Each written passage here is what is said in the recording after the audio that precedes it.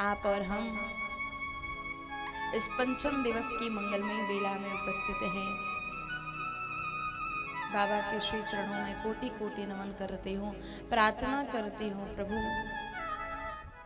सदैव भगवान की इन मंगलमयी लीलाओं को कहने का, सुनने का सौभाग्य हम सभी को मिलता रहे। गीता गंगा मदालसा के पद चिन्हों का अनुसरण करने वाली समस्त माताएं एवं बहनें, ध्रुवराज प्रहलाद के आचरण पर चलने वाले भारत के सभी नन्हे मुन्ने पल्लवित बाल गोपाल, पिता तुल्य मेरे सभी बड़े बुजुर्ग, सभी विद्युत विप्र चरण, संत चरण, पूज्य श्री महाराज जी के श्री चरणों में प्रणाम करती हूँ, जिन्होंने आपके इस गांव में धर्म की ध्वजा को लहराकर इस कुटहा ग्राम को काशी, मथुरा, वृंदावन, प्रयाग जैसा पवित्र बना दिया है। ऐसे पूज्य श्री महाराज जी के श्री चरणों में नमन करती हूँ, बारंबार प्रणाम करती हूँ। देखिए, अगर जीवन में कोई गुरु नहीं है महाराज, तो हमारा जीवन वो एक सही दिशा, सही मार्गदर्शन नहीं मिल सकता। जिस प्रकार आपने एक सुंदर बगिया का निर्माण किया है, सुंदर सुंदर पुष्पों को लगाया है, लेकिन अगर उस बगिया की रखवाली करने वाला कोई माली अच्छा नहीं है महाराज, तो वो बगिया पुष्पवित पल्लवित महाराज नहीं हो सकता। आप नौका में बैठे हैं, लेकिन महाराज उस नौका को खेने वाला वो केवट अच्छा नहीं है, उसको ठीक से नौका चलाना नहीं आती महाराज, तो फिर आपकी नैया डूबना निश्चित है। आप पार नहीं कर सकते उस नदी को। उसी प्रकार अगर जीवन में हमारे कोई गुरु नहीं होगा, कोई संत नहीं होगा, तो महाराज ये जीवन का डूबना निश्चित है।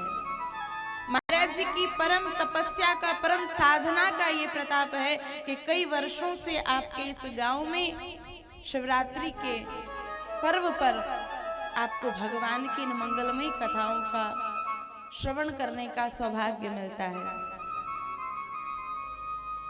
और मैं तो कहती हूँ, भगवान भोलेनाथ से प्रार्थना करती हूँ कि हमारे भानु भैया को और उनके साथ में जितने भी लोग तन मन धन से इस कार्यक्रम को सफल बनाने में लगे रहते हैं, भगवान मनकामनेश्वर महादेव उनकी मन की सभी इच्छाओं को पूरा करें, ताकि ये कार्य सदैव चलता रहे। आपके इस गांव में सदैव ऐसी भगवान की मंगलमयी कथाएं होती रहें। और एक और छोटी सी बात कि राजनीति में धर्म होना चाहिए, लेकिन धर्म में राजनीति नहीं होनी चाहिए। तो मैं भगवान से कहती हूँ कि वे तो अंतर्यामी हैं, भगवान उन पर ऐसी कृपा करें जो राजनीति में भी धर्म को आगे लेकर के चलते हैं और सदैव भगवान की ऐसी परोपकार की सेवा करते रहते हैं। पुनः आप सभी के हृदय में विराजमान अपने ठाकुर जी को प्रणाम करते हुए, आप सभी को खूब खूब धन्यवाद देते हुए, साउंड वाले भैया को बहुत बहुत धन्यवाद जिनके द्वारा ये वाणी आप तक पहुंचती है।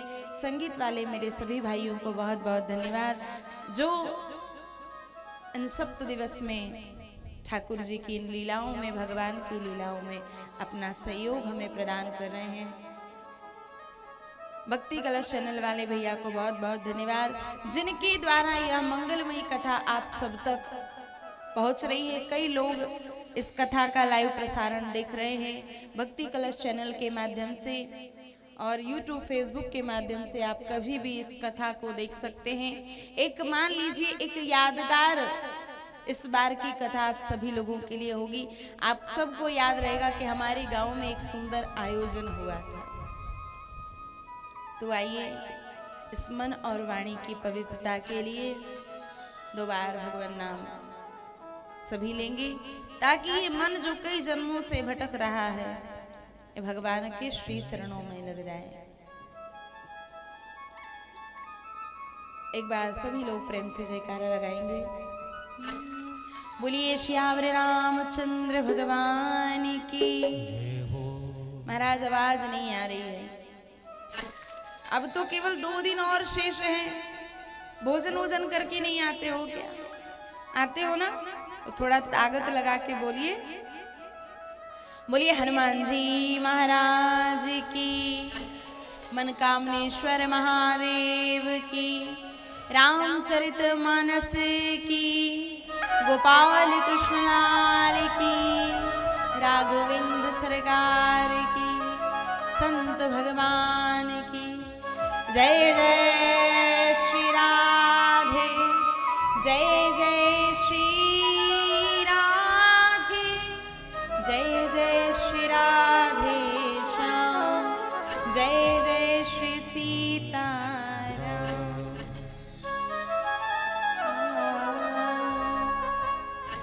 सभी लोग तालियों की सेवा करते हुए गाएंगे।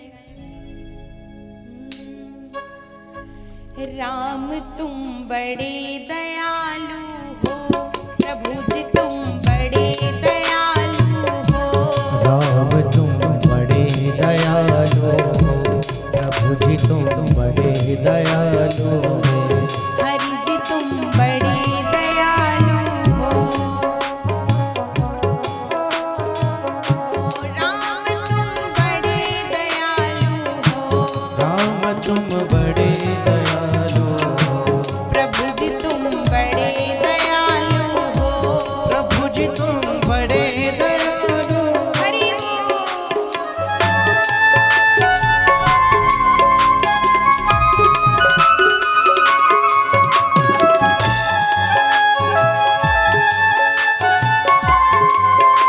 प्रेम से बोली राघवेंद्र सरकार की।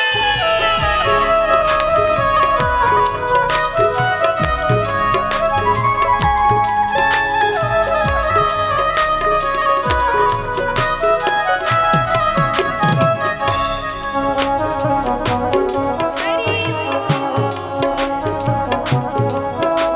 भगवान से प्रार्थना करिए। क्या? सभी लोग गाएंगे तो बहुत आनंद आएगा। और ना कोई हमारा है। और न जोर से गाइए।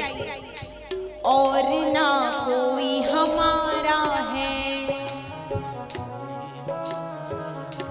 हमें बस तेरा सहारा है। एक बात सुन लीजिए, मैं भगवान से प्रार्थना करूंगी कि जिन्होंने भी यहाँ पर बैठकर इतने दिन, देखिए एक जो पत्रकार होता है ना, पत्रकार होता है तो वो न्यूज बनाता है और अगले दिन पेपर में छप जाती है, छपती है ना। उसी तरह ये मान के चलिए कि कोई संत, कोई भगवान, कोई भक्त पत्रकार है जो आपकी न्यूज को भगवान तक पहुंचा रहा है। इतना जरूर ध्यान रखिएगा। इसलिए जो जो अभी गाएंगे और भगवान से प्रार्थना करेंगे कि हमें आपका सहारा है, बिल्कुल हृदय से ये जीवन में ध्यान रख लेना। इस व्यासपीठ से बोल रही हूँ, आपको जीवन में कभी हारना नहीं पड़ेगा अगर हृदय से आप बोलेंगे तो।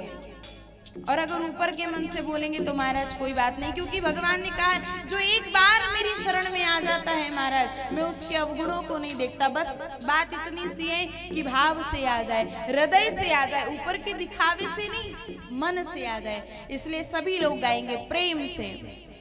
और ना कोई हमारा है, हमें बस तेरा सहारा है। कि नैया डोल रही मेरी, कि नैया डोल रही मेरी, हरि जी तुम करो ना अब देरी, हरि जी तुम करो ना अब देरी।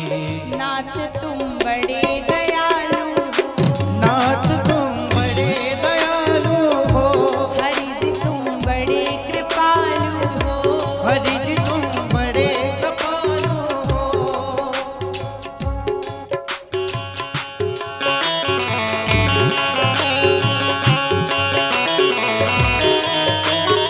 भक्त वत्सल भगवान की।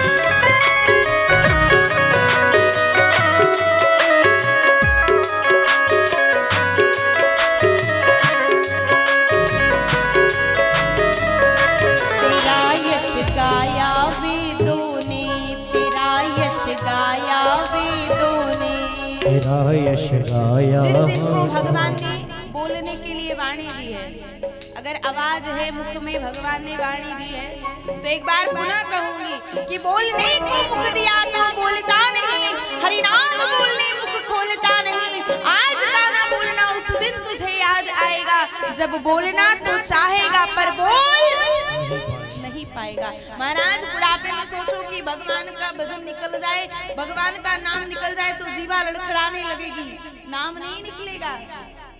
और गोस्वामी जी ने लिखा है कि एक बार जो अंत समय में भगवान का नाम ले लेता है तो उसको बार बार आना नहीं पड़ता, इसलिए प्रेम से गाइए ना। शर्म लगती है, पैसा लग रहा है बोलने में, बोलिए कोई तकलीफ है, कोई कष्ट है नहीं ना, भगवान ने वाणी दी है, प्रेम से गाइए हरि बोल। तेरा यश गाया वेदों ने, तेरा यश गाया वेदों ने, पार नहीं पाया वेदों ने। नीति नीति गाया वेदों ने, नीति नीति गाया वेदों ने। राम तुम बड़े दयालु हो, राम तुम बड़े दयालु हो, प्रभु जी तुम बड़े दयालु हो, प्रभु जी तुम बड़े दयालु हो। हरि बोल।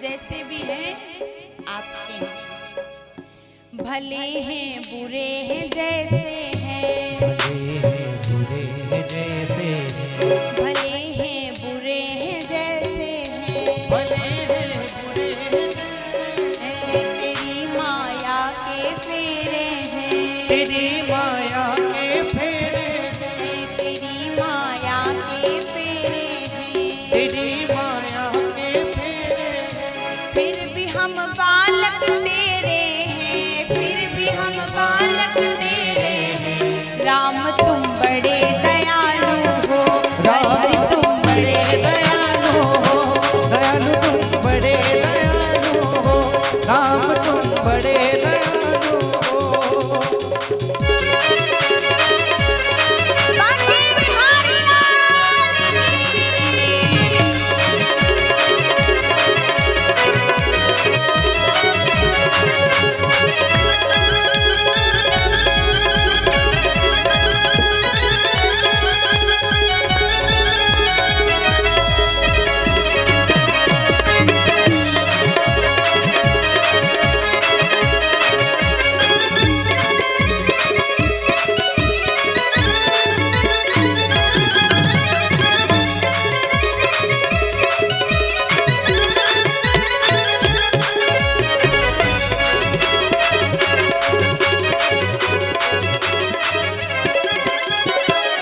और अंत में भगवान से एक ही प्रार्थना करें, क्या? तुम्हारा नाम मिले भगवन, तुम्हारा नाम मिले भगवान, तुम्हारा नाम मिले भगवन, तुम्हारा नाम मिले भगवान, सुबह और शाम मिले भगवन, सुबह और शाम मिले भगवान, भक्ति का दान मिले भगवन, भक्ति का दान मिले भगवान, भक्ति का दान मिले भगवन, भक्ति का दान मिले भगवान। राम तुम बड़े दयालु हो, राम तुम बड़े दयालु हो, तुम बड़े दयालु हो, प्रभु जी तुम बड़े दयालु हो, हरि जी तुम बड़े दयालु हो, हरि जी तुम बड़े दयालु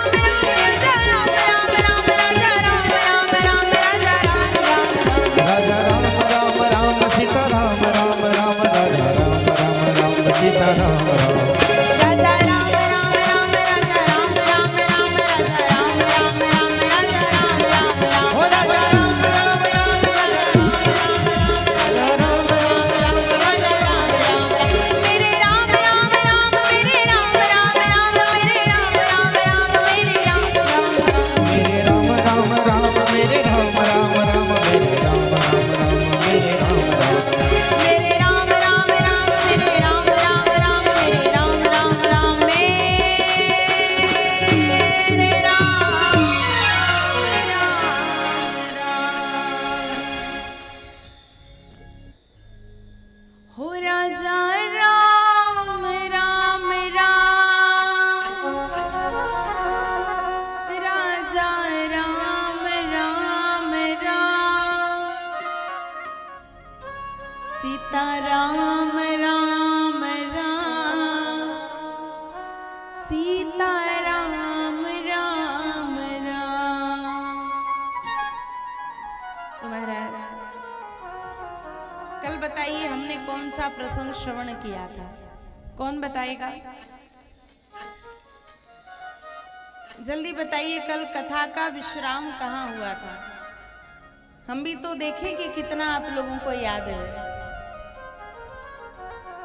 जब विद्यालय में पढ़ते थे ना, तो मैडम लोग जब तक पीछे का पाठ पूरा सुना नहीं देते थे, आगे नहीं पढ़ाती थी। नहीं पढ़ाती थी ना? क्यों? बोलती थी कि आगे पाठ और पीछे सपाट। आगे पढ़ा देंगे और पीछे का खुद याद नहीं रहेगा तो क्या मतलब? तो जल्दी से बताइए, कौन बताएगा कल कथा का विश्राम कहाँ हुआ था? बोलिए।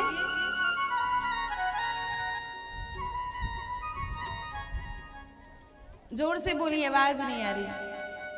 हाँ बोलिए, आप बोलिए।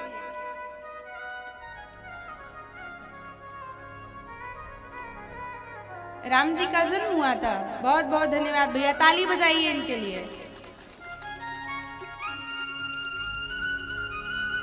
कम से कम उन्हें याद तो है, आप लोगों को तो वो भी याद नहीं है। और कोई बात नहीं, अगर याद भी है तो, लेकिन हिम्मत तो नहीं थी ना बोलने की।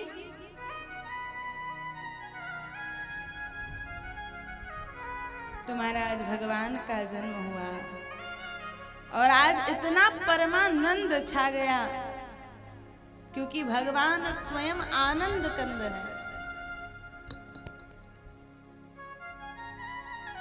उनकी महिमा का, उनकी लीला का महाराज वर्णन नहीं हो सकता। आप भी अपने मन को अयोध्या बना लीजिए, अपनी जीवा को सरयू बना लीजिए। जैसे सरयू जी में सदैव भगवान की करुणा का जल प्रवाहित होता है, उसी प्रकार इस जीवा पर राम नाम का जल सदैव प्रवाहित होता रहे।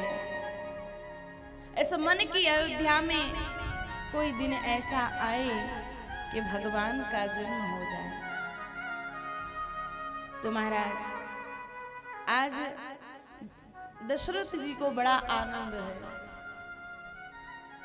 कि दशरथ पुत्र जन्म सुनी काना, और मानहु ब्रह्मा नंद समाना। ब्रह्मानंद की अनुभूति हो गई। और जब भगवान का जन्म हुआ महाराज, इतना आनंद छा गया, इतना आनंद आज अवध में उमड़ पड़ा कि महाराज सब अपने कार्य को भूल गए। उस आनंद के सागर में गोता लगाते लगाते महाराज 1 महीना बीत गया, लेकिन किसी को पता नहीं चला। इतना आनंद आज अवध में छा गया। क्या गोस्वामी बाबा को लिखना पड़ा कि मास दिवस कर दिवस भा, मरम न जाना कोई,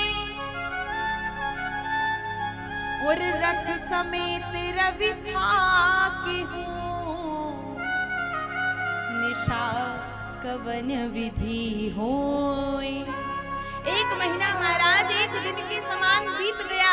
सूर्य भगवान भी अपने रथ को हाँकते हाँकते थक गए महाराज। रथ समेत रवि था के हूँ, महाराज कब रात्रि होगी, निशा कवन विधि होई। इतना आनंद छा गया। और भगवान पार्वती जी को कह रहे हैं, पार्वती जी मैं क्या उस समय का वर्णन करूं, लेकिन एक बात बताता हूं। क्या? भगवान ने कहा, भगवान पार्वती जी को सुनाने लगे। और क्या कहते हैं कि और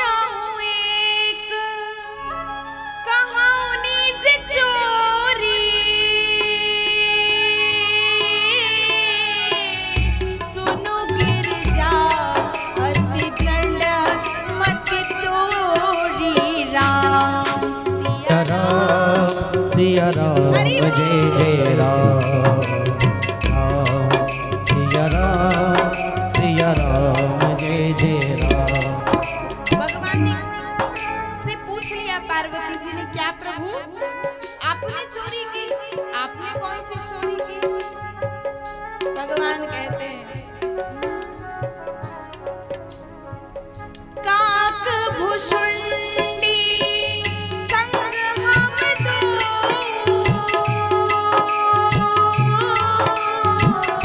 मनुज रूप जानहि नहीं को।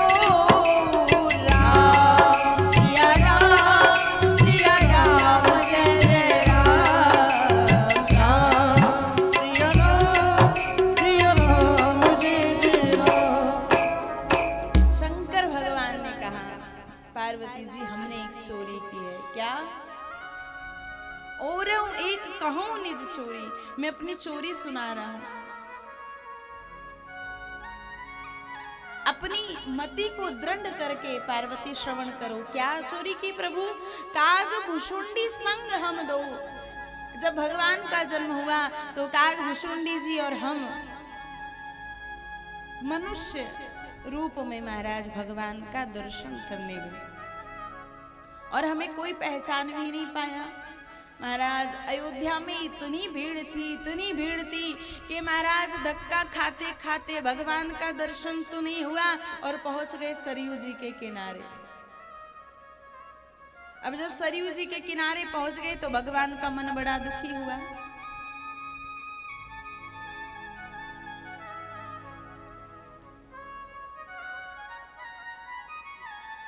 याज्ञवल्क्य मुनि भी इस कथा को श्रवण करा रहे हैं भरद्वाज मुनि को।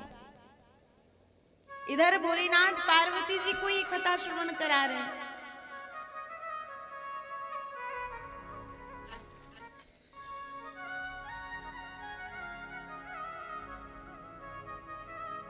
पूछने लगे, कहने लगे कि महाराज इतनी भीड़ थी कि धक्का खाते खाते सरयू के किनारे पहुंच गए।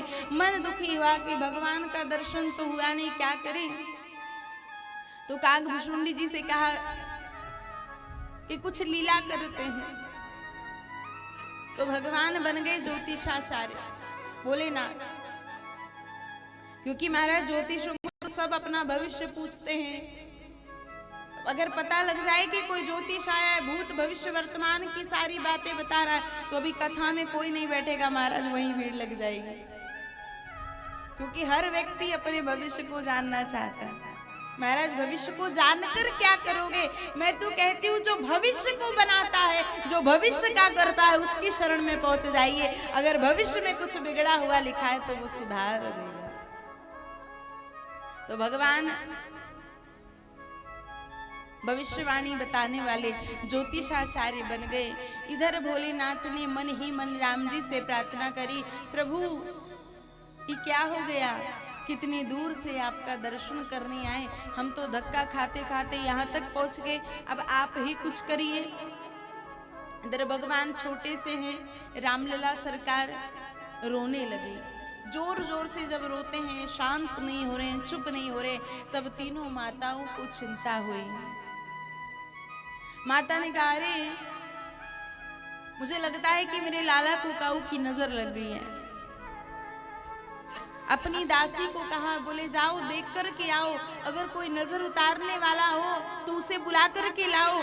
देखो तो लाला कितना रो रहा है, चुप ही नहीं होता है। इधर भोलेनाथ सरयू जी के किनारे बैठे थे। इधर काग भुषुंडी आवाज लगाते हैं, अरे भूत भविष्य वर्तमान की बताने वाले, आज एक ज्योतिषाचार्य हमारे नगर में पधारे हैं। बोले अगर कोई भाव से जाए महाराज तो पिछले जन्म की भी बता देंगे। अब वो दासी भगवान के पास पहुंची और कहती है, महाराज आपको नजर वजर उतारना आता है कि नहीं? हमारी महारानी के लाला हुआ है, अभी रामलला 10 दिन के हैं महाराज, बहुत रो रहे हैं, लगता है किसी की नजर लग गई है। भगवान तो प्रसन्न हो गए और कहा, काग भुषुंडी जी अब तो हमें प्रवेश मिल जाएगा, अब तो हमें भगवान का दर्शन हो जाएगा। भोलेनाथ ने कहा, अरे हमारा तो काम ही यही है, और एक बार मुझे ले तो चलो, ऐसी नजर उतारूंगा, ऐसी नजर उतारूंगा महाराज कि दोबारा फिर कभी नजर ही नहीं लगेगी। जब इतना कहा, दासी शीघ्रता से लेकर के चली है। इधर काकभूषुंडी जी ने कहा, प्रभु हमें मत भूल जाना, हमें भी भगवान की सेवा करने का मौका देना। भोलेनाथ ने कहा, काकभूषुंडी जी अभी तो हम पहुंचे नहीं और अभी से बंटवारा करने लगे। भगवान पहुंच गए। इधर राम जी बहुत रो रहे हैं। भगवान ने कहा, मैया अपने लाला को लेकर के तो आओ। जैसे मैया लेकर के आई हैं, भगवान ने कहा, मैया एक बार मुझे अपने लाल को गोद में दे दो। मैया ने कहा, अरे बाबा मैं अपने लाला को काहू को नहीं दूंगी, अगर नजर उतारना है तो यहीं से उतार दो। बहुत रो रहा है, पता नहीं किसकी तो नजर लग गई है। बाबा ने कहा, मैया बस एक बार अपने लाला को गोद में दे दे, मैं इसकी नजर उतार दूंगा। मैया ने भगवान को जैसे ही राम जी को भोलेनाथ की गोद में दिया है, इधर राम जी ने तो रोना बंद कर दिया और भोलेनाथ की आंख से आंसू बहने लगे। इतनी सुंदर छवि को अपने इष्ट देव को आज भोलेनाथ ने देखा और महाराज रोने लगे, भाव समाधि लग गई। काकभूषुंडी जी प्रभु के चरणों की सेवा कर रहे हैं। जब बहुत देर हो गई और भगवान रोते ही जा रहे हैं, मैया सोच रही, अरे रे कितना बढ़िया बाबा है, देखो तो यानी मेरी लाला के असुवन को अपनी आंखन में ले लिए। मेरू लाला चुप हो गए हो। इधर जब भगवान की समाधि लग गई भोलेनाथ की, तो काकभूषुंडी जी ने थोड़ी देर बाद जगाया, प्रभु यहाँ समाधि नहीं लगानी है वरना आपका भेद खुल जाएगा महाराज। भगवान तो चुप हो गए। मैया ने अपनी गोद में लिया, भोलेनाथ को कहा, बाबा एक बात पूछनी है। बाबा ने कहा, मैया बोलो। बोले, चतुर्थ अवस्था में मेरे घर लाला का जन्म हुआ है, तो मैं पूछना चाहती हूँ महाराज इसका भविष्य कैसा होगा। भगवान ने कहा, मैया काऊ को चिंता करती है। बोले, तेरे लाला के भविष्य में बड़े बड़े मंदिर बनेंगे, तेरे लाला का नाम लेकर के मैया लोग भवसागर को पार कर जाएंगे, तेरे लाला को लोग भगवान की तरह पूजेंगे। और तो बताऊं मैया, तेरे लाला की यात्राएं बहुत होंगी, बहुत यात्राएं करेगा। जब इतना कहा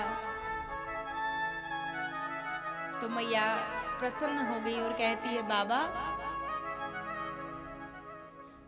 ये सबसे बड़ा है ना, और जो राजा बनता है उसको तो बहुत यात्राएं करनी पड़ती है। लेकिन बाबा एक बात और पूछना चाहती हूँ। बोले, हाँ मैया। बोले, बाबा ये बड़ा है ना, तो ये बताओ कि इसको राजगद्दी कब मिलेगी। अब तो महाराज भोलेनाथ बिल्कुल एकदम शांत हो गए, चुप हो गए और कहा, महाराज अब तो गड़बड़ हो गई, अब क्या बताएं। क्योंकि अगर हमने ये कह दिया कि तुम्हारे लाला को राजगद्दी नहीं मिलेगी, वनवास मिलेगा, तो वनवास की तिथि आते आते मैया तो पधार जाएंगी ऊपर, राम जी का वनवास बाद में होगा। क्या करें। 2 मिनट अपने नेत्रों को बंद किया, भगवान से कहा, प्रभु आप ही कुछ संकेत करिए, क्या कहें। प्रेरणा हुई। भगवान ने कहा, मैया अभी तो तेरो लाला 10 दिन को भयो है और तू कह रही है कि मेरे लाला राजगद्दी पे कब बैठेगो, ये बताए दे। अरे मैया तेरे लाला की छोटी छोटी हथेलियां है और वह जो राजगद्दी पे बैठने वाली रेखा है ना, वे तो अभी बनी नहीं है महाराज। राजगद्दी पे बैठने वाली जो रेखा है वो अभी हाथ में नहीं बनी है। मैं फिर कभी आऊंगा, जब तेरा लाला बड़ा हो जाएगा तब महाराज मैं बताऊंगा कि तेरा लाला राजगद्दी पे कब बैठेगा। मैया प्रसन्न हो गई। बाबा ने कहा, मैया एक बात और बताऊं। बोले, हाँ। मैया ने कहा, बाबा जल्दी से बताओ, मैं अपने लाला के बारे में बहुत कुछ सुनना चाहती हूँ। बाबा ने कहा मैया एक बहुत अच्छी बात बताऊं?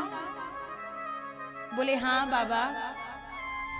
बोले जब तेरा लाला बड़ा हो जाएगा ना, किशोर अवस्था में हो जाएगा, तब एक बाबा आएगा और तेरे लाला को लेकर के चला जाएगा। इतना सुनते ही मैया कहती है बाबा अब एक शब्द भी मत बोलना, अगर दक्षिणा ज्यादा चाहिए तो दे दूंगी, पर मैं अपने लाला को काऊ बाबा के हाथ में नहीं दूंगी।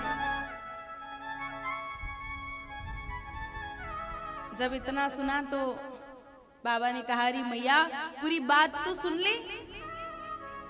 बोले जब तेरा लाला बड़ा हो जाएगा और जब कोई बाबा उसको लेने के लिए आएगा ना मैया, तो तेरा लाला इधर से तो अकेला जाएगा, लेकिन जब उधर से आएगा ना तो अपने साथ में बहू को लेकर के आएगा।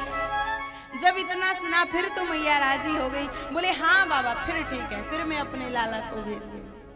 महाराज जी जो बहू शब्द होता है ना बड़ा मीठा होता है। जिस दिन से बेटे का जन्म होता है ना उस दिन से माँ 20 साल 25 साल उस बहू का इंतजार करती है, उस दिन से प्रतीक्षा करती है। महाराज अब मेरे घर में बहू आएगी, अब मेरे घर में बहू आएगी। और महाराज सबकी बात नहीं कहूंगी, लेकिन यहाँ जितनी भी बहुएं हैं, आप कथा सुन रही हैं, आप संस्कारी हैं, आपका फर्ज है कि आप अगर किसी घर में बहू बन करके जाती हैं, आप खूब प्रेम से रहें, खूब सेवा भाव से रहें, खूब ठाकुर जी की भक्ति करें, अपने घर को महाराज स्वर्ग बना दें। और उन सासू माताओं से भी मेरा निवेदन है जितनी कथा सुन रही हैं, अगर कथा सुन करके आपने अपने जीवन में परिवर्तन नहीं किया महाराज तो कथा सुनना व्यर्थ है, फिर घर में बैठिए, फिर क्या जरूरत है कथा श्रवण करने की। कथा तो इसलिए है ना महाराज कि जीवन में परिवर्तन आ जाए, हमारा जीवन बदल जाए। आप अपनी बेटी को जितना सुखी देखना चाहती हो, अगर आप उतना अपनी बहू को सुखी रखोगी तो महाराज इस व्यासपीठ से कह रही हूं कि आपकी बेटी को कभी दुख नहीं हो सकता, कोई तकलीफ नहीं हो सकती, क्योंकि आपने सुना ही है हम जैसा करते हैं वैसा फल हमें भुगतना पड़ता है। तो आप जैसा आपकी बहुओं के साथ में करोगी तो आपकी बेटी जब किसी घर में जाएगी ना तो उसके साथ में भी ऐसा ही होगा। आपकी बेटी को तो भर भर गिलास दूध देती हो और किसी दिन बहू अगर दूध पी ले महाराज तो उसको कहती क्यों तेरे बाप ने भैंस दी थी क्या साथ में जो दूध पीने चली आई। अपनी बेटी को कहोगी नहीं बेटा पी, दूध पिया कर नहीं तो तुझे कमजोरी आ जाएगी। और फिर कहेंगे चिंता मत कर, मैं तेरे पिताजी से कह दूंगी कि विवाह में दहेज में एक भैंस भी दे देना। बेटी के हाथ से कोई नुकसान हो जाए महाराज तो कोई बात नहीं, कोई बात नहीं बेटा दूसरा आ जाएगा। और बहू के हाथ से हो जाए क्यों री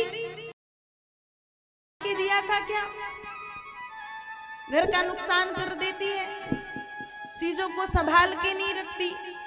अपनी वाणी में मधुरता लाइए, सौम्यता लाइए।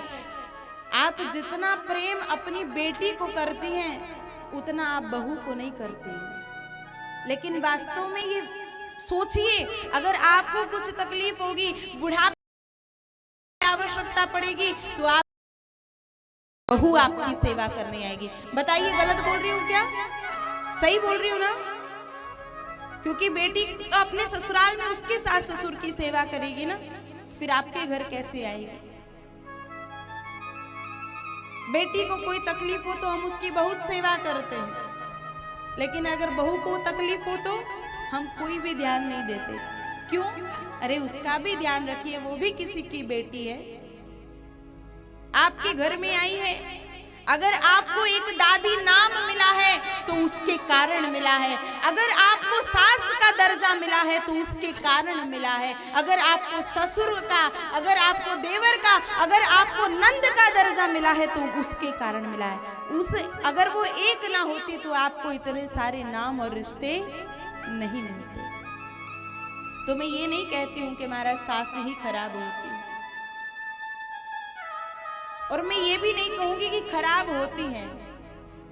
बस जो आस पड़ोस की जो बातें सुन लेती है ना वही महाराज आपके कानों को गंदा कर देती है। बहुओं से भी निवेदन है, अगर कोई आपकी सास की बुराई करती है, आपसे आपके कान भरती है, तो उसको कह दीजिए खबरदार, मेरी सास की बुराई मत करना मेरे सामने। दोबारा उसकी हिम्मत नहीं पड़ेगी महाराज कि आपकी सास की बुराई कर दे। घर अपनों से नहीं दूसरों से फूटता है महाराज। अगर आप अपनी बहू की बुराई, एक बुराई करोगी ना, तो सामने वाला 100 बुराई करने के लिए तैयार है। रामचरितमानस हमें यही शिक्षा देती है। मैया कौशल्या, मैया केकई, मैया सुमित्रा कैसे अपनी बहुओं को रखती हैं।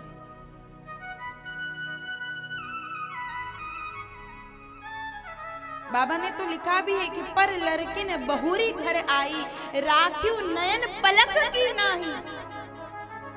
अगर पराई घर की लड़की आपके घर बहू बनकर के आ रही है महाराज, तो उसको ऐसे रखिए जैसे आप अपने, जैसे नैन आंखें होती है ना, तो पलकें उनकी रक्षा करती है। महाराज कुछ चला जाए तो छटपटाने लगती है, ऐसे आप अपनी बहुओं का प्रेम करिए, ऐसे उनकी देख करिए।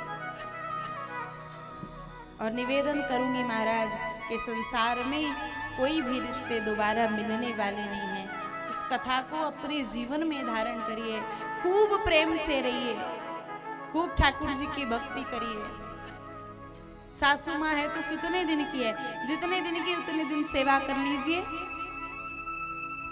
आप दूसरे घर में आई हो और थोड़े दिन बाद आपने बेटे को सिखा दिया, माँ बाप को वृद्धाश्रम में भेज दिया, अलग हो गए, बेचारे एक एक रोटी के लिए परेशान है महाराज। लेकिन माँ के बिना संसार में कोई भी आपको प्रेम करने वाला नहीं है।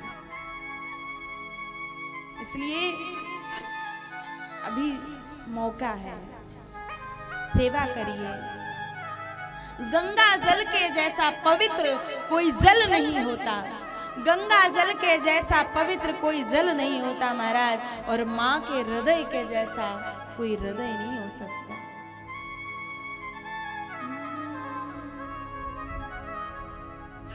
हो जग में माई बिना के हुए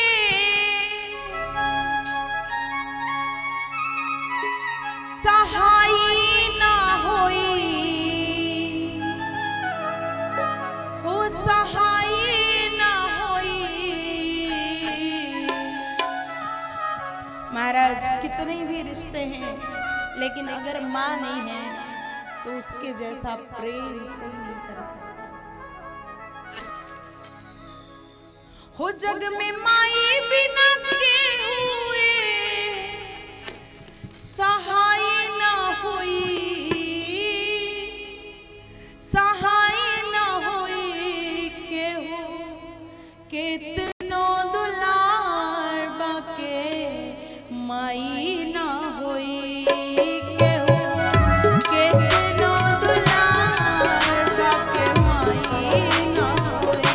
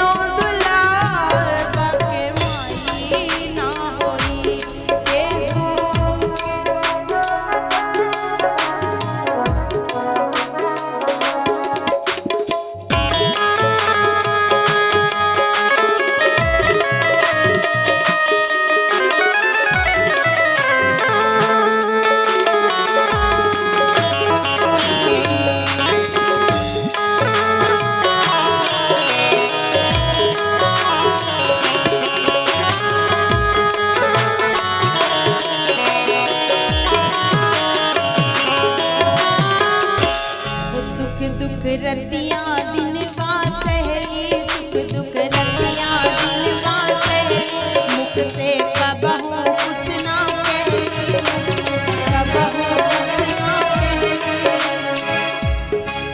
महाराज सारे सुख दुख सहते हैं, हमारे लिए धोबी बन जाती है, हमारे लिए हलवाई बन जाती है, हमारी गंदगी तक साफ करती है, सब कुछ करती है महाराज। लेकिन फिर भी हम उसे बुढ़ापे में प्रेम नहीं दे पाते, उसकी सेवा नहीं कर पाते, उसे 2 रोटी नहीं दे पाते। दुर्भाग्य है महाराज हमारा।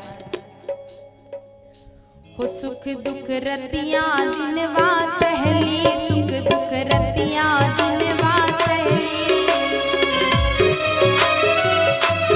मुख से कबहू कुछ ना कहली, मुख से कबहू कुछ ना कहली, मुख से कबहू कुछ ना कहली।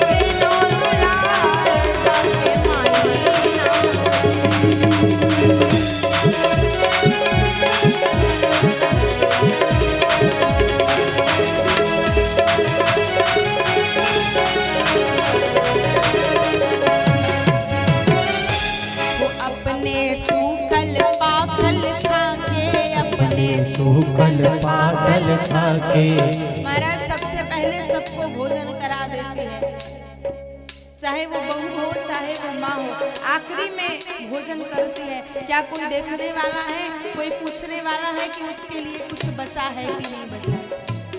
अपने सूखल पागल खाके, अपने सूखल पागल खाके, रख ली सब कर भरम बचा के, रख ली सब कर भरम बचा के, कौन करे रोवाजे दुखाई ते भलाई ना होई। अगर महाराज आपके कारण उसकी आंखों में आंसू आ जाए, अगर उसे तकलीफ मिले, उसे कष्ट मिले, तो जीवन में कितना ही दान पुण्य कर लेना, कितना ही सत्कर्म कर लेना, कितना ही परोपकार कर लेना, नवरात्रि में खूब माताओं के मंदिर में जाना, कन्या भोज कराना, लेकिन अगर घर की माँ सुखी नहीं है हमारा, तो आपको फल मिलने वाला नहीं। हो उन करे रोवाजे दुखाई ते भलाई ना होई, हो भलाई ना होई, केहू के नो दुलार के माई ना होई, केहू के नो दुलार के माई ना होई।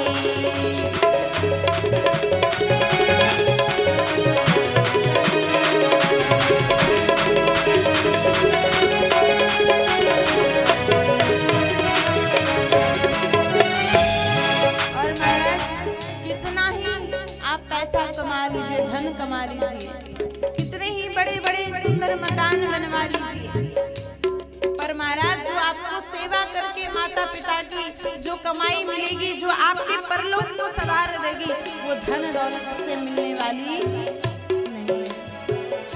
हो रुपया पैसा लाख कमैबा, पैसा लाख कमैया, सुंदर रंग महल बनबैबा, सुंदर रंग महल बनवैया, रुपया पैसा लाख कमैबा, रुपया पैसा लाख कमैबा, सुंदर रंग महल बनबैबा, सुंदर रंग महल बनेवा। कौन कर सेवा से तो बढ़ के कमाई ना होई, उनकर सेवा से तो बढ़ के कमाई ना होई,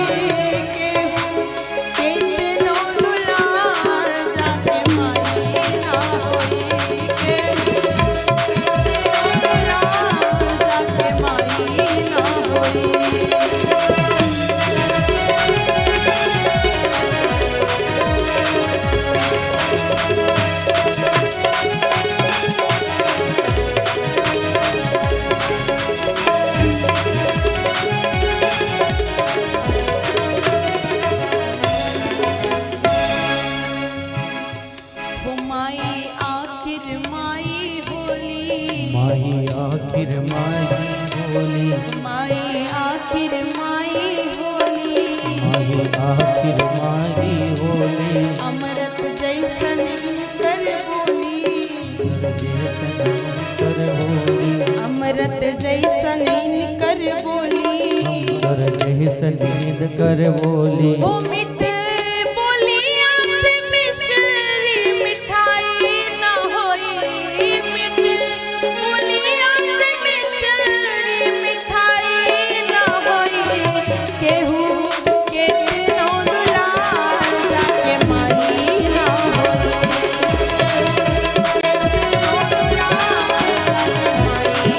दुलार जाके माही न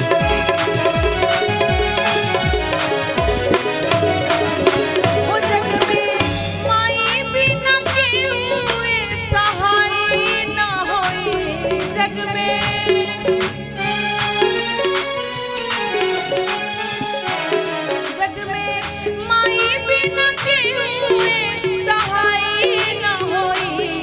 सहाय न होई केहू के दिनो दुलार जाके माई न होई केहू के दिनो दुलार जाके माई न हो जग में माई बिना केहू सहाय न होई हो सहाय न होई केहू कितनो दुलार जाके माई ना होई हो केहू कितनो दुलार जाके माई ना होई।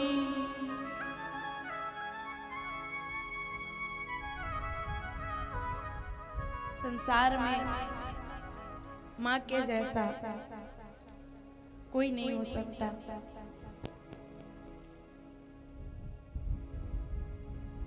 कि माता को देखो बच्चों पर वह कितना लाड लड़ाती है 9 मास गर्भ में रखती है और अपना दूध पिलाती है। कि मलमूत्र सदा उसका करती बलिहारी उस पर जाती है। गीले में स्वयं वो सो करके सूखे में तुझे सुलाती है। उसके ऋण से महाराज कभी कोई उऋण नहीं हो सकता। एक बार एक बेटे ने, उसकी माँ हमेशा उसे कहती थी कि कभी भी माता पिता के ऋण से कोई उऋण नहीं हो सकता।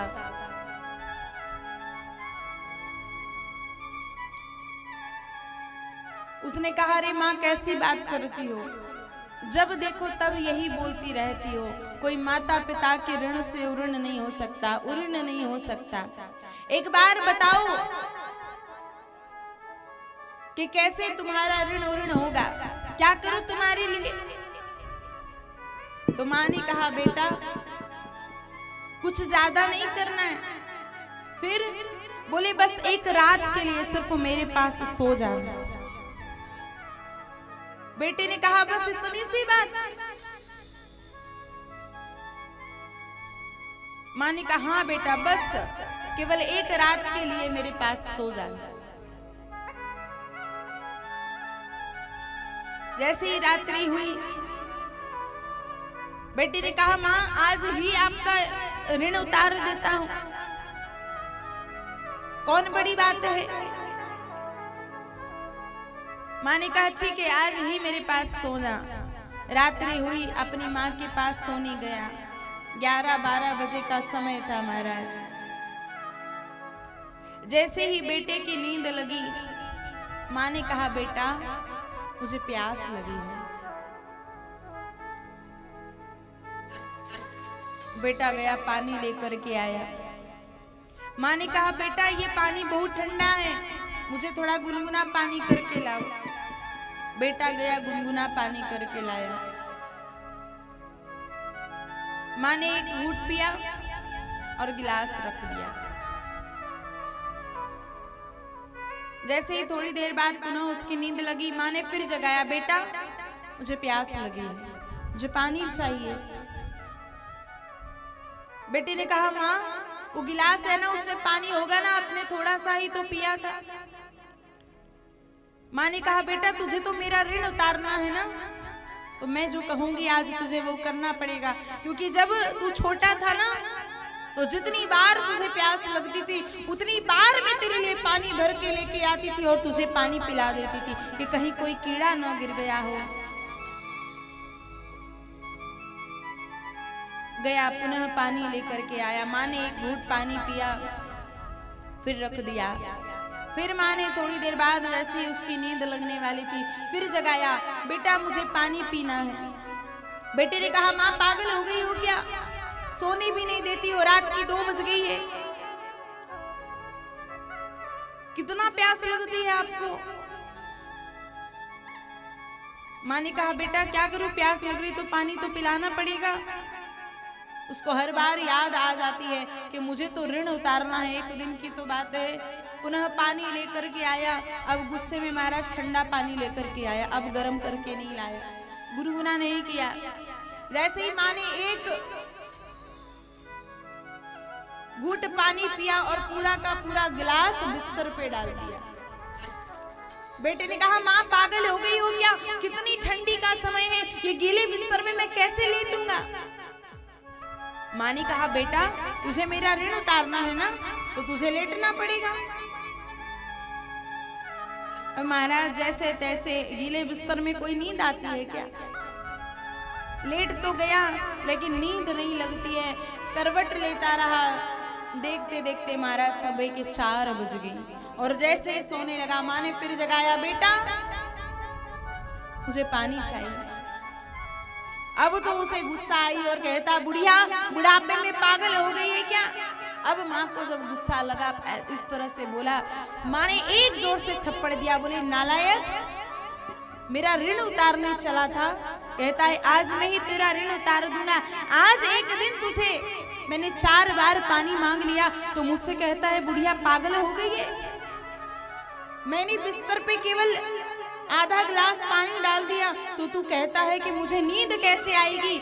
मैंने 9 महीने तुझे अपने गर्भ में रखा, कितना कष्ट झेला है।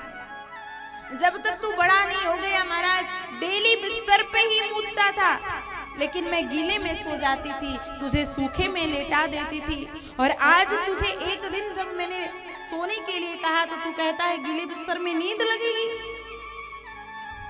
उस बेटे को समझ में आ गया कि कोई माँ के ऋण से महाराज को ऋण नहीं हो सकता। अंत में माफी मांगने लगा, क्षमा याचना करने लगा।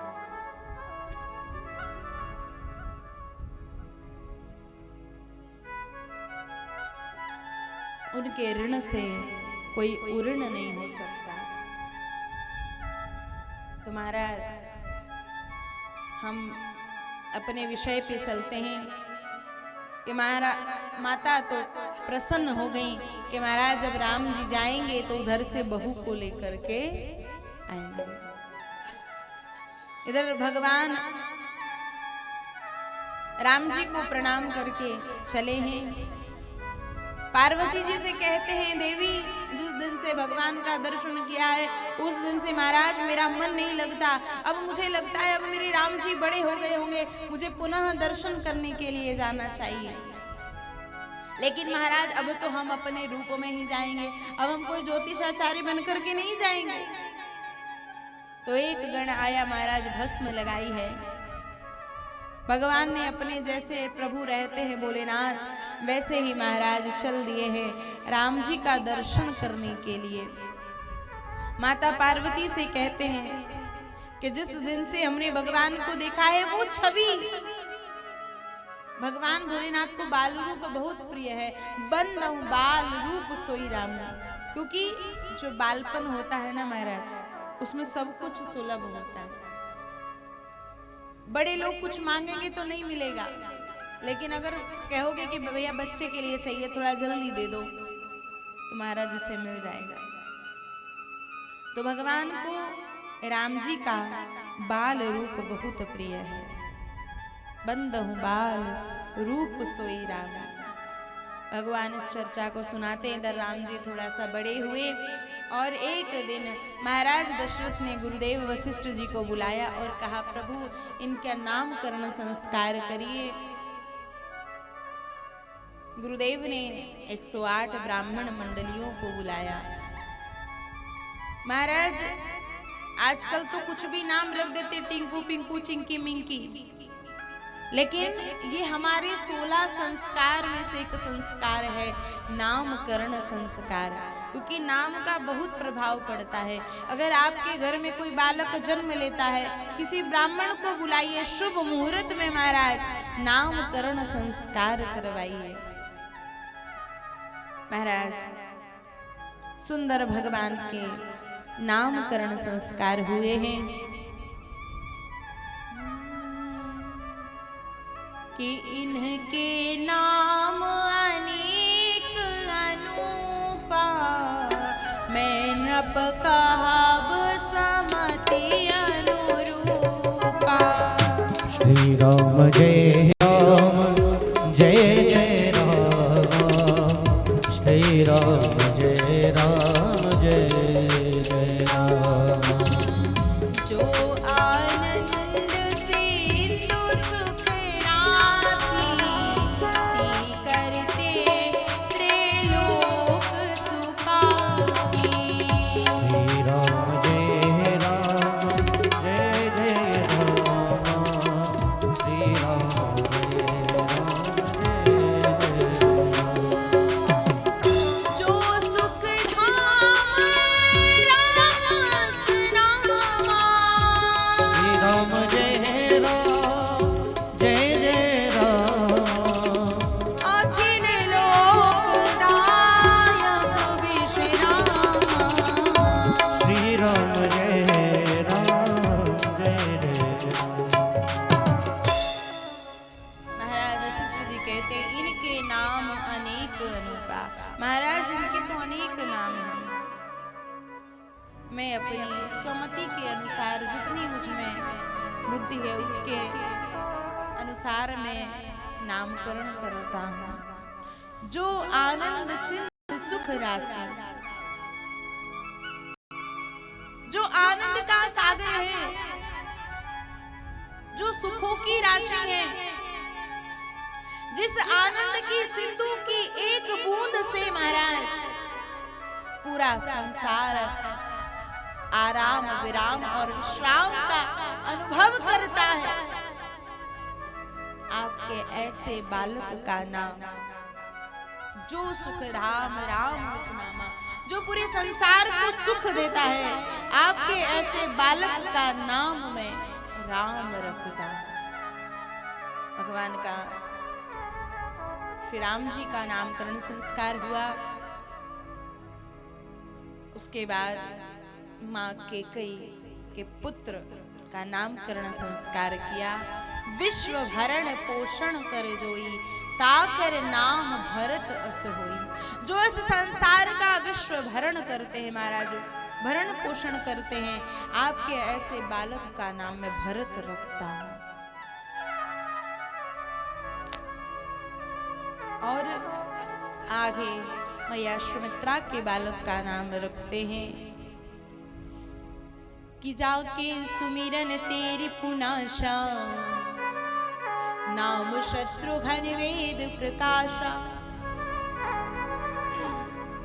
महाराज जिसके जीवन में कोई शत्रु हो, जो भयभीत हो कि महाराज ये मेरा शत्रु है, ये सदैव मेरा अहित ही सोचता है। प्रातः उठ करके स्नान करके एक बार भगवान के सामने प्रणाम करे, निवेदन करे और इस चौपाई का नाम ले, इस चौपाई को जाप करे, जाके सुमिरन तेरी पुनाशा नाम शत्रुघ्न वेद प्रकाशा। उसको कभी भी अपने शत्रु से महाराज भय नहीं हो सकता। और अंत में नाम रखते हैं जिनका, जो राम जी के चरणों के अनुगामी हैं, जिनका लक्ष्य है राम जी के पाना, राम जी के चरणों में रहना। तो लक्ष्मण राम राम प्रिय सकल जगत आधार, और गुरु वशिष्ठ ते ही राखा लक्ष्मण नाम उदार। जो राम जी के चरणों के अनुगामी हैं, जिनका लक्ष्य भगवान के श्री चरण है, ऐसे आपके इस बालक का नाम मैं लक्ष्मण रखता हूँ। कि धरिए नाम गुरु हृदय विचारी, वेद तत्व नवत्रव सूत चारी। महाराज भगवान चले ही और अब मेरे प्रभु आए हैं, अपने रूप में आए हैं और भगवान के दर्शन करने के लिए पहुंच गए। अयोध्या की गलियों में आवाज लगाते हैं महाराज, लेकिन कौन इनको भगवान का दर्शन कराए, क्योंकि विचित्र वेश बना करके आए हैं। मैया को प्रार्थना करते हैं। मैया ने कहा, बाबा जितना धन चाहिए, संपत्ति चाहिए, खजाना चाहिए, सब कुछ ले जाओ, पर मैं अपने लाला का दर्शन नहीं कराऊंगी। जब बहुत निवेदन किया, प्रार्थना की, तब मैया ने श्री राम जी का दर्शन करवाया। भोलेनाथ वहां से चले हैं। इधर मैया ने राम जी का सुंदर श्रृंगार किया और सुंदर श्रृंगार करके मैया ने राम जी को पालने में सुलाया है और भगवान की पूजा करने के लिए जाती है। जैसे ही लाला को सुला के भगवान की पूजा करने के लिए गई, भगवान की पूजा की है, सुंदर श्रृंगार किया। अंत में जब भोग लगाना था तो भोग का कुछ व्यंजन रसोई में भूल गई। ऐसे ही रसोई में उस व्यंजन को भगवान को भोग लगाने के लिए लेने गई तो क्या देखती हैं जब आती हैं तो, कि अभी तो राम जी को पालने में सुला करके आई थी, लेकिन राम जी तो मंदिर में बैठे। आश्चर्य हुआ। मैया पुनः रसोई में गई है, वहां देखा तो राम जी हैं। मैया ने पालने में देखा तो राम जी सो रहे हैं। मैया पुनः मंदिर में गई तो देखा कि राम जी मुस्कुरा रहे हैं। मानो बताना चाहते हो, मैया तो घबरा गई, महाराज मूर्छित हो गई कि मैं क्या देख रही हूं। मानो भगवान मुस्कुराए, भगवान कहना चाहते कि मैया मैं ही सब कुछ हूं।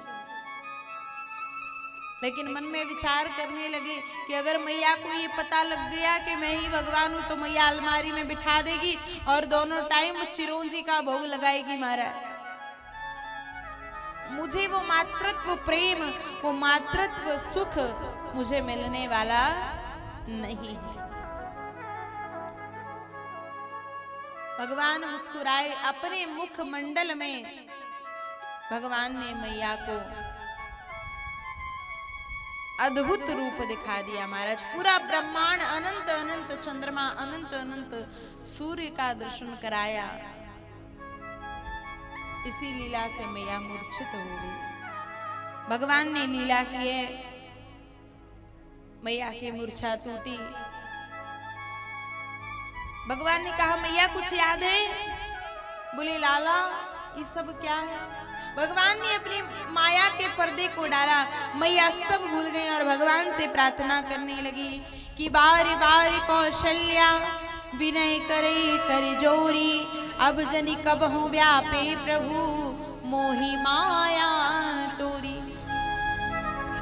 ये प्रभु अब कभी भी मुझे आपकी इस माया का दर्शन मत कराना। अंत में गोस्वामी जी ने एक सुंदर बात कही है। अगर हम भगवान को बुलाना चाहते हैं ना महाराज, भगवान को पाना चाहते हैं, बिल्कुल सहज बन जाइए। जैसे भगवान ने, भोलेनाथ ने वहां पार्वती जी को बताया था, बिनु पद भगवान बिना पद के चलते महाराज। उनको पद प्रतिष्ठा नहीं चाहिए, क्योंकि पद जो होता है महाराज कुछ समय के लिए होता है ना। जैसे प्रधानमंत्री का एक कार्यकाल है, मुख्यमंत्री का कार्यकाल है। अगर वो अपने कार्यकाल का उनका समय बीत गया महाराज, तो उनके आगे भूतपूर्व लग जाता है। और भगवान तो सदैव महाराज सदैव रहते हैं, कभी भूतपूर्व नहीं होते। इसलिए मेरे भगवान को पद की आवश्यकता नहीं है। उनके सामने तो सहज बन जाइए, बालक बन जाइए। तो इधर माता ने भगवान से प्रार्थना करी थी। आगे गोस्वामी जी ने सुंदर चौपाई लिखी है कि भगवान को पाना है तुम्हारा सहज बन जाइए। कि भोजन करते बोले जब राजा, नहीं आवत तजी बाल समाजा। सिया राम जय जय राम, राम सिया राम जय जय राम।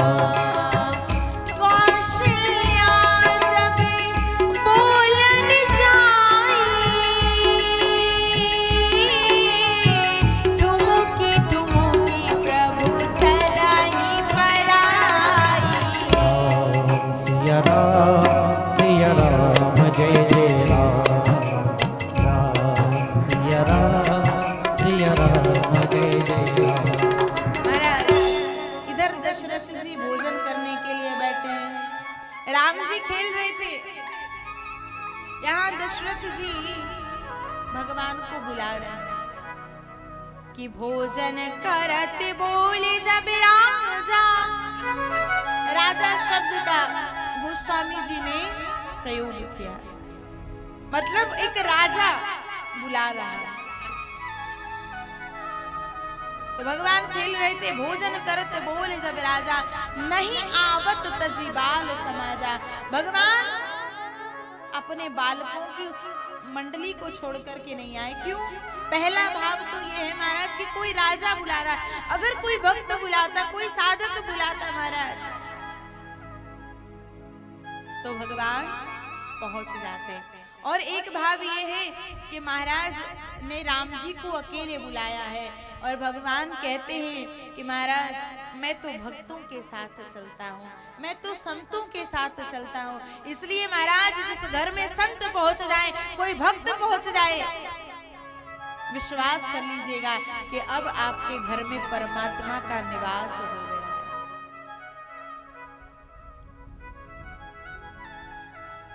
तो नहीं आवत तजी बाल समाजा। भगवान नहीं आए, लेकिन कि कौशल्या जब बोलने जाए, ठुमुकी ठुमुकी प्रभु चला ही पराई।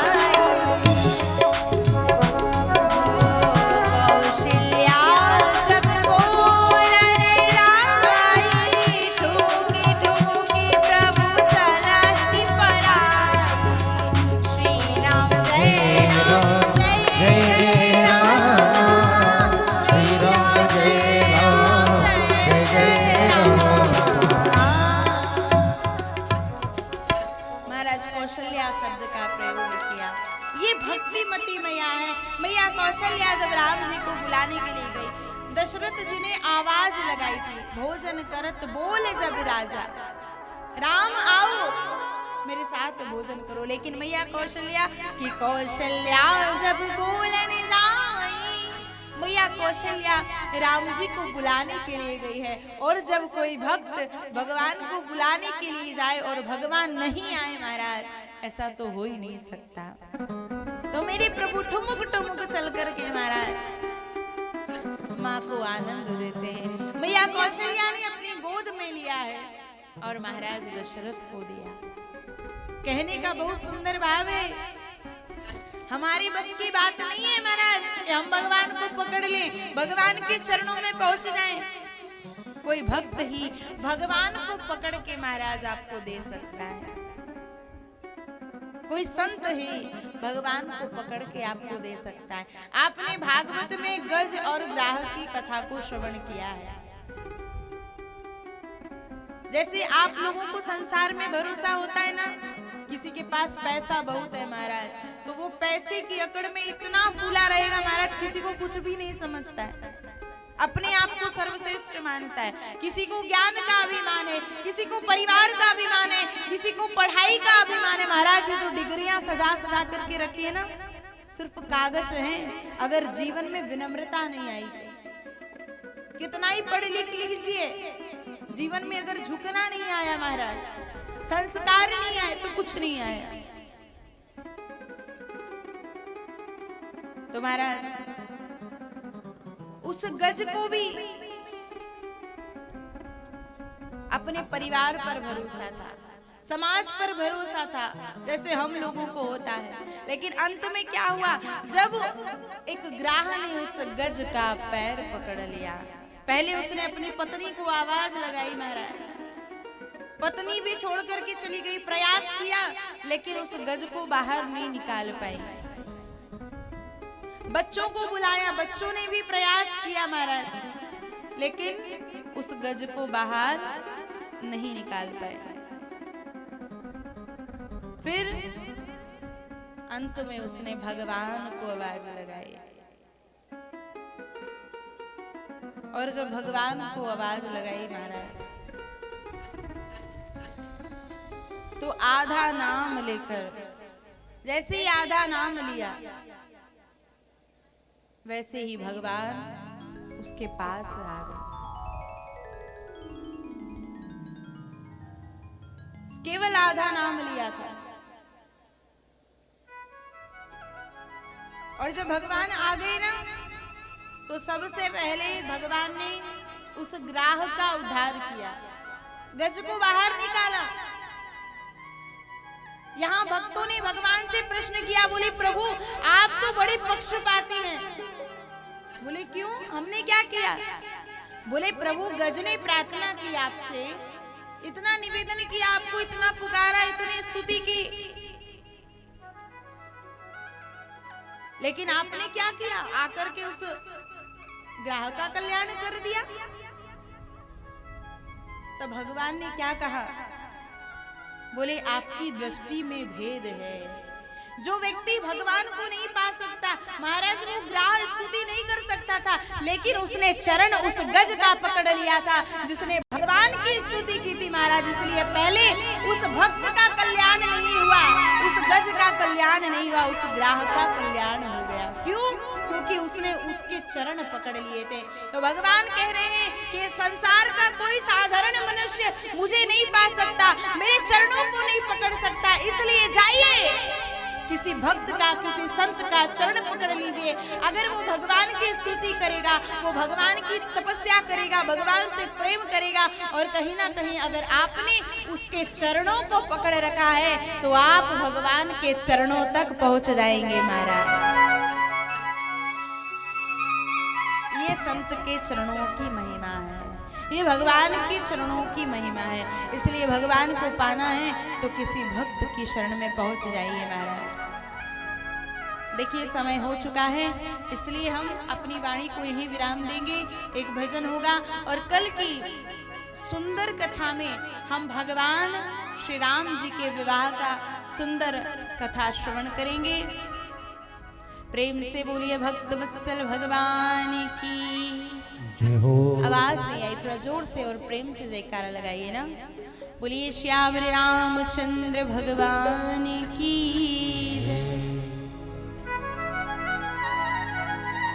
आइए सभी लोग तालियों की सेवा करते हुए हमारे साथ प्रेम से गाएंगे। देखिए एक सुंदर भाव है रसखान जी का। कई लोग मन में एक भेद रखते हैं महाराज कि हम क्यों भगवान का नाम लें। कई हिंदू लोग मस्जिदों में जाते हैं, लेकिन मैंने कई बार ऐसा देखा है कि अगर हम किसी मुस्लिम भाई को कहेंगे कि आप हमारे मंदिर में चलिए तो वो नहीं जाएगा। लेकिन यहाँ पे हमारे नूर भैया और बहुत सारे भाई लोग बैठे हुए हैं, तो संप्रदाय से भले ही मुस्लिम हैं, लेकिन देखिए फिर भी कथा में बैठे हुए हैं और भगवान की कथा उनके कानों में जाती है। और एक ही बात है, बड़े बड़े संत कहते हैं हिंदू मुस्लिम सिख ईसाई महाराज सब एक ही है, सब भगवान की संतान है। उसी शब्द से ओम निकलता है, उसी शब्द से अल्लाह निकलता है, सिर्फ एक ही शब्द से। लेकिन हम एक बात को अपने जीवन में बिठा लें, क्या हम अपने धर्म का सम्मान करते हैं ना, लेकिन हम किसी के धर्म को नीचा ना दिखाएं, ये हमारा धर्म सिखाता है। और अगर कोई अपने धर्म को श्रेष्ठ बताकर किसी धर्म को नीचा दिखाए महाराज, तो वो कभी भी धर्मवादी नहीं हो सकता। मतलब उसका धर्म गलत है, उसका धर्म गलत शिक्षा देता है। हमारा सनातन धर्म कभी भी हमें ये शिक्षा नहीं देता है कि हम किसी के धर्म की निंदा करें। देता है क्या? बोलिए। कि मजहब नहीं सिखाता आपस में बैर करना। कहीं नहीं लिखा है कि आप बैर करें, सब समान भाव से रहें। तो एक रसखान जी की सुंदर रचना, आप सभी जानते हैं कि वो मुस्लिम थे, लेकिन एक बार वो एक पान वाले की दुकान पर पहुंच गए और उन्होंने भगवान कृष्ण की सुंदर छवि को देखा और ये कितनी सुंदर है। उसने पूछा, भैया ये कौन है? उस पान वाले ने बताया, ये भगवान कृष्ण है। अरे ये इतने सुंदर हैं, इतने कोमल हैं, इतने सुकुमार हैं और इनके चरणों में पादुका तक नहीं है। तो उस दिन से रसखान जी के मन में ये बात बैठ गई कि महाराज ये मुझे कहाँ मिलेंगे, कहाँ खोजूं इन्हें जाकर। तो रसखान जी ने, देखिए थोड़ा सा समय और है, 10-15 मिनट आप और बैठिए, फिर आरती करके और प्रसाद लेकर के जाइएगा, क्योंकि बिना आरती और प्रसाद लिए अगर आप जाते हैं तो आपको कथा सुनने का फल नहीं मिलता है। इसलिए सिर्फ 15 मिनट। रसखान जी ने उस व्यक्ति से पूछा, बताओ कहाँ मिलेगा श्याम, बताओ कहाँ मिलेगा श्याम। सभी लोग प्रेम से गाएंगे, तालियों की सेवा करते हुए। मिलेगा श्याम, बताओ कहाँ मिलेगा श्याम, मिलेगा श्याम। चरण पादुका लेकर सबसे, चरण पादुका लेकर सबसे पूछ रहे रसखान, बता दो कहाँ मिलेगा श्याम, बता दो कहाँ मिलेगा श्याम, बता दो कहाँ मिलेगा श्याम।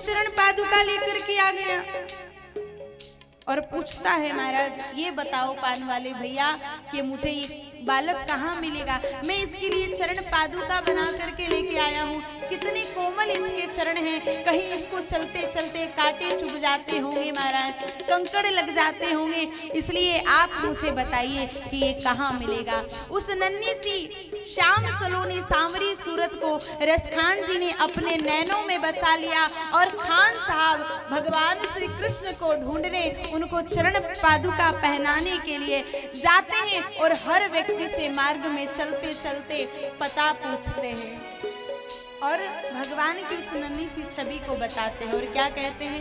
सभी लोग भाव और प्रेम से गाइएगा, मीठी मीठी तालियों की सेवा करते हुए। भैया हमारे पैसे नहीं लगते ताली बजाने में, हाँ बोलने में हमारे पैसे नहीं लगते, प्रेम से गाइए। वो नन्हा सा बालक है, सांवली सी सूरत है, बाल घुंघराले उसके, पहनता मोर मुकुट है। बाल घुंघराले उसके, पहनता मोर मुकुट है। बाल घुंघराले उसके, पहनता मोर मुकुट है।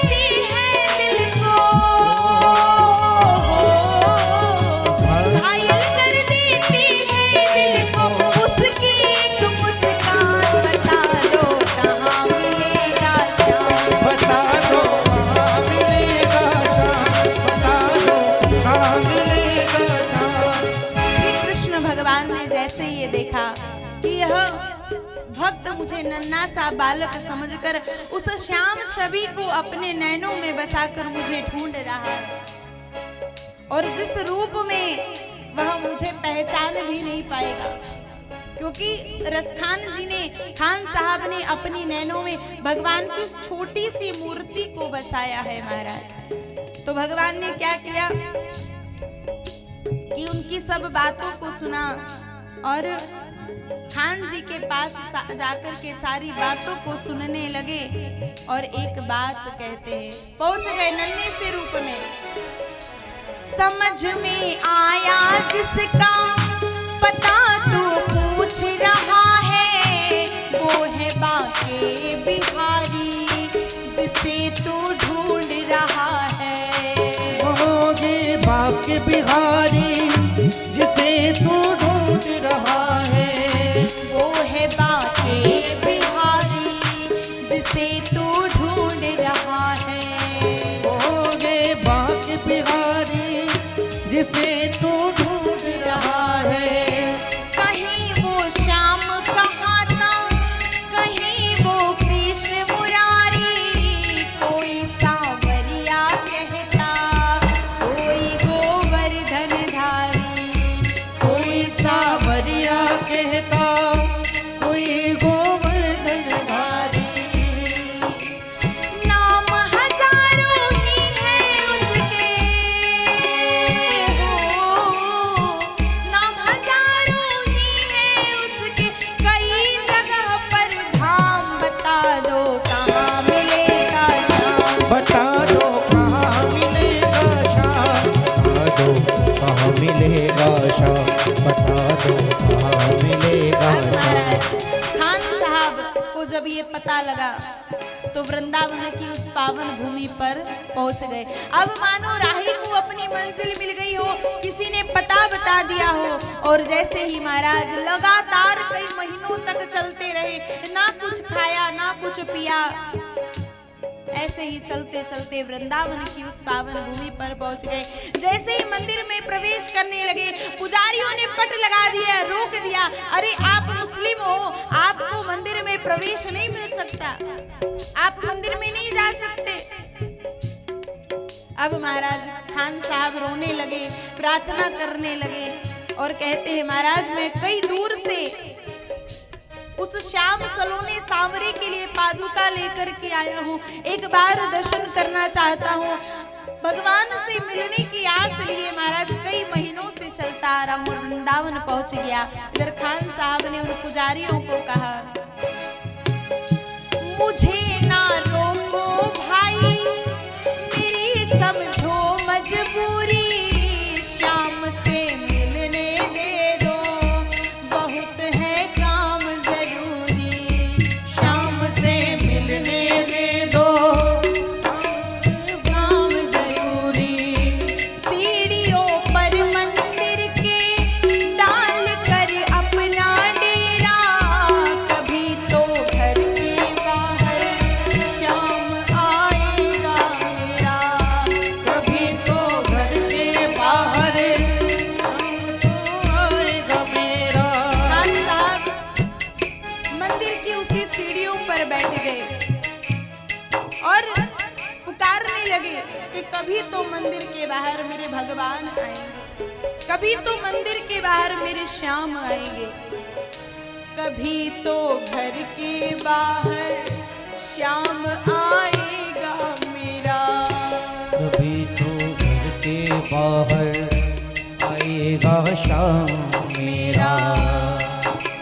इंतजार करते करते, इंतजार करते करते, सुबह से हो गई शाम, बता दो कहाँ मिलेगा श्याम। बता दो कहाँ मिलेगा श्याम, बता दो कहाँ मिलेगा श्याम, बता दो खान साहब अपने मन में उस नन्ही छवि, उस श्याम से मिलने की आश को लेकर एक विश्वास के साथ मंदिर की सीढ़ियों पर बैठ गए। आज रात भर सोए नहीं, इंतजार करते करते महाराज सुबह हो गई। जाग कर रात बिताई, भोर होने को आई, तभी उनके कानों में कोई आहट सी आई। कभी उनके कानों में कोई आहट सी आए। जैसे ही महाराज सुबह होने वाली थी, रसखान जी सोए नहीं, एकदम से देखा जैसे कान में कोई आवाज आई हो, जैसे कोई आ गया हो। वो आगे पीछे देखे, वो देखे दाएं बाएं, वो चारों ओर ही देखे, नजर कोई ना आए। चारों ओर देखे, नजर कोई ना आए। वो चारों ओर ही देखे, नजर कोई ना आए। वो चारों ओर देखे, नजर कोई ना आए। झुकी नजर तो कदमों में, झुकी नजर तो कदमों में, बैठा नन्हा श्याम, बता दो कहाँ मिलेगा श्याम। बता दो कहाँ मिलेगा श्याम, बता दो कहाँ मिलेगा श्याम। बता दो कहाँ मिलेगा श्याम। उस नन्ही छवि को बसाकर जैसे खान साहब ने अपने मन में बसाया था, उसी छवि में ठाकुर जी रसखान जी के सामने आ गए। जैसे ही नजर झुकाकर देखा, ठाकुर जी उनके चरणों में उस सीढ़ियों पर बैठे हैं।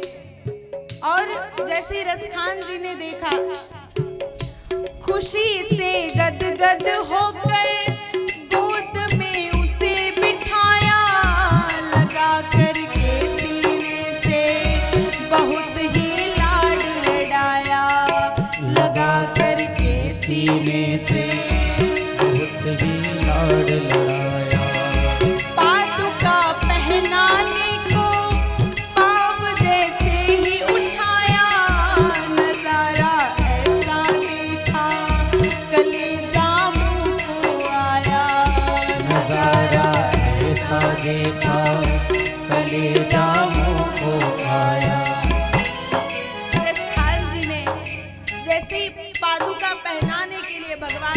चरणों को उठाया महाराज।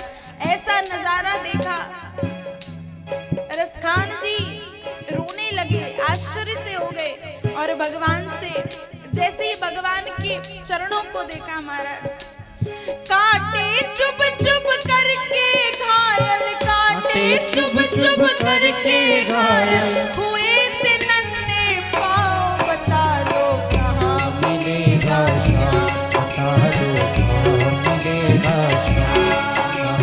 शरण पादुका लेकर सबसे पूछ रहे रसखान, बता दो कहाँ मिलेगा श्याम, बता दो कहाँ मिलेगा श्याम।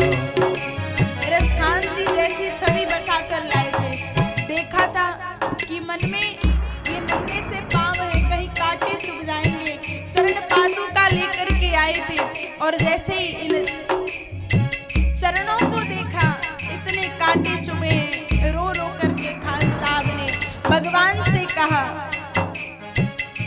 खबर देते तो खुद ही तुम्हारे पास में आता, न पग में कांटे चुभते न लगता कोई काटा, न पग में छाले पड़ते न चुभता कोई काटा। रसखान जी भगवान से कहते हैं कि प्रभु आप मुझे खबर देते थे, आप कहाँ रहते हैं, मैं आपके पास चले आता, आपके नन्हे पाँव में छाले नहीं पड़ते, आपके नन्हे पाँव में कांटे नहीं पड़ते। भगवान ने कहा कि रसखान जी आपने जैसी छवि अपने नैनों में बसाई थी, बस वैसे ही आपसे मिलने आया हूं। छवि जैसी तू मेरी बसा कर दिल में लाया, उसी रूप में तुमसे यहाँ मैं मिलने आया, उसी रूप में तुमसे यहाँ मैं मिलने आया, उसी ही रूप में तुमसे यहाँ मैं मिलने आया, उसी के रूप में तुमसे यहाँ मैं मैं मिलने आया। गोकुल से मैं पैदल आया,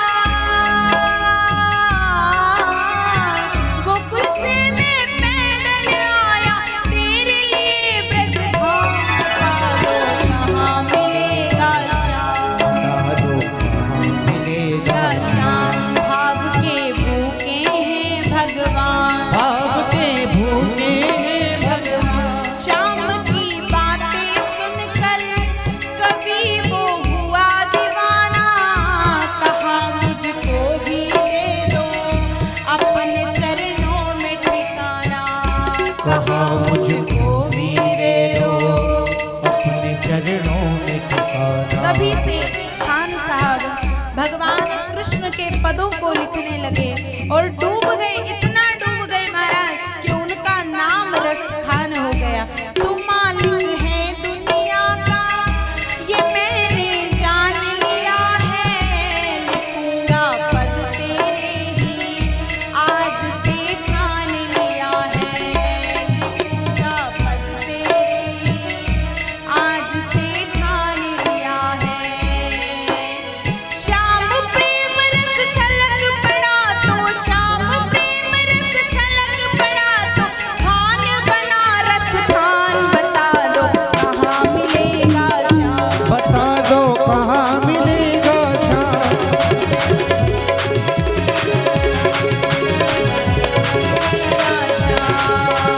चरण पादुका लेकर सबसे, चरण पादुका लेकर सबसे पूछ रहे रसखान, बता दो कहाँ मिलेगा श्याम, बता दो कहाँ मिलेगा श्याम, बता दो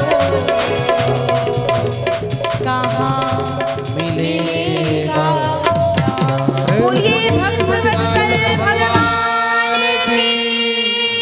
मन कामेश्वर भगवान की, जय हो। स्वामी श्री रामचरणदास जी महाराज की, श्री रामचरितमानस महाराज की जय हो। प्रेमियों, आप सब धन्यवाद के पात्र हैं। आपने इस मानस मनकामेश्वर महादेव की प्रतीक्षाया में चल रहे 7 दिवसीय मानस ज्ञान यज्ञ में आप आज 5म दिवस में आप समासीन हैं। मैं विशेष अपनी बात हमारी बात को कहने का समय तो अब समापन हो चुका है, चूंकि आरती का समय हो गया है। ध्यान दीजिएगा, आरती